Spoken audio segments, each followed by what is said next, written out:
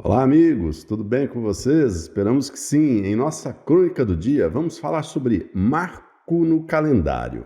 O início do ano costuma ser um período em que a rotina retoma seu curso de forma gradual. Em vez de acontecimentos marcantes ou mudanças imediatas, percebem-se sinais sutis. Algumas luzes de fim de ano ainda iluminam varandas, mensagens de esperança continuam a circular nas redes sociais e as pessoas retornam às atividades de maneira lenta e parcial. Para muitos, esse intervalo representa apenas o tempo necessário entre as festas e a retomada dos compromissos. Para outros, porém, essa breve pausa pode ser vivida como uma oportunidade valiosa de introspecção, propício à reflexão sobre o que se deseja construir no ciclo que se inicia. Não se trata de uma pausa improdutiva, mas preparatória. Ainda que silencioso, esse período oferece a chance de alinhar pensamentos, reconhecer prioridades genuínas e distinguir o que tem profundidade daquilo que apenas se impõe por hábito ou pressão externa. Em um tempo marcado pela urgência do fazer, pausar para escutar torna-se um exercício de consciência que merece ser incentivado e valorizado. Nesse contexto, o início do ano deixa de ser apenas um marco no calendário e revela-se como um terreno fértil para escolhas mais coerentes e bem fundamentadas. Quando vivido com presença e clareza de intenção, torna-se propício ao surgimento de ações que não nascem da pressa ou da obrigação, mas de um discernimento amadurecido, aquele que se constrói quando planos e metas de ordem prática se orientam, antes de tudo, por princípios espirituais capazes de conferir sentido e direção à existência. O silêncio que caracteriza os primeiros dias do ano não representa ausência. Ao contrário, configura uma forma profunda de presença.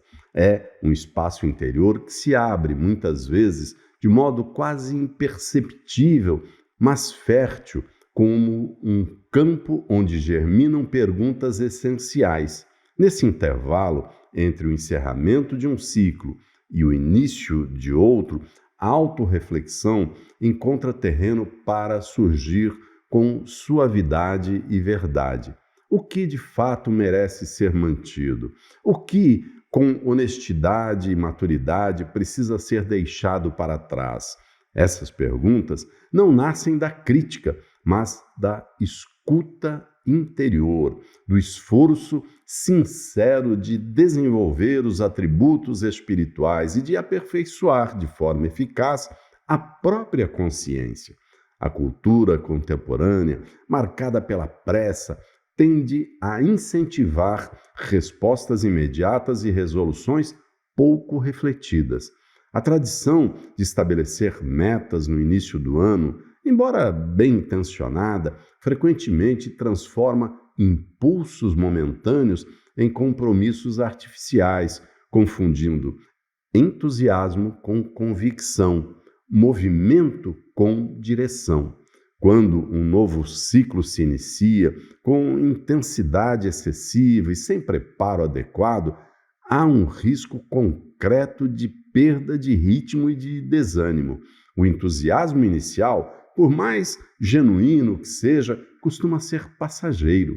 O impulso, por natureza, é breve, pode iniciar um caminho, mas não é suficiente para sustentá-lo. Sem reflexão e sem ancoragem em valores espirituais, a perseverança tende a enfraquecer, como uma planta que cresce rapidamente, mas sem raízes profundas para resistir ao tempo e aos ventos inevitáveis da rotina.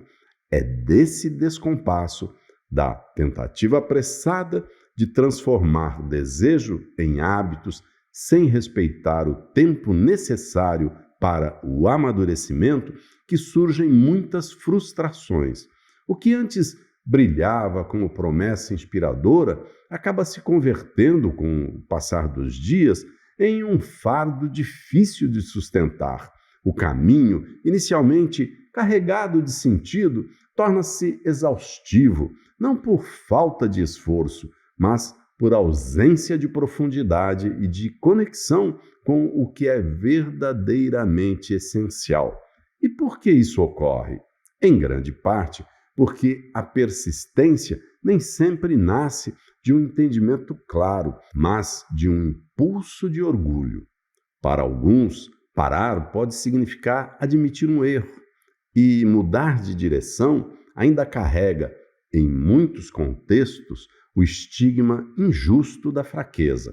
Assim, por receio de parecer instável ou contraditório, insiste-se em manter o curso mesmo quando o ritmo já não faz sentido.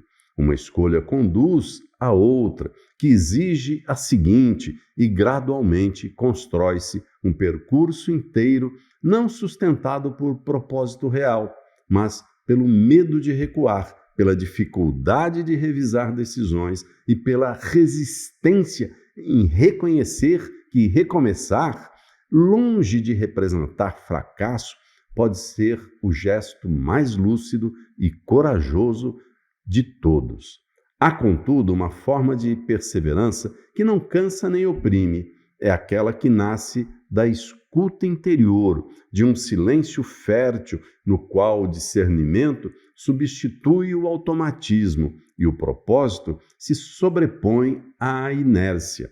Quando o ruído do mundo se cala, torna-se possível ouvir o centro, esse espaço íntimo em que a essência se revela, e ali, com serenidade, aprende-se a distinguir o essencial do excessivo, o compromisso autêntico da aparência revestida de convicção. Nessa perspectiva, perseverar deixa de ser esforço cego e passa a ser expressão de coerência. Não se continua por teimosia, mas por alinhamento. Não se insiste por hábito, mas por sentido vivo e conscientemente escolhido. É como alguém que contempla uma constelação e decide deter-se em uma estrela, sem pressa, com leveza, com inteireza. É caminhar não por medo de estagnar, mas por compreender, com maturidade de quem já tropeçou e aprendeu, que há passos cujo valor reside mais na direção escolhida do que na velocidade do percurso. Que o amanhecer de 2026 não seja marcado pela pressa de preencher o tempo, mas pela coragem de escutar o que ele verdadeiramente pede. Que as metas não sirvam para impressionar, mas para integrar sentido e propósito. Que a ação nasça da verdade e não da ansiedade, e que a perseverança de cada um seja lúcida e consciente, não apenas duradoura.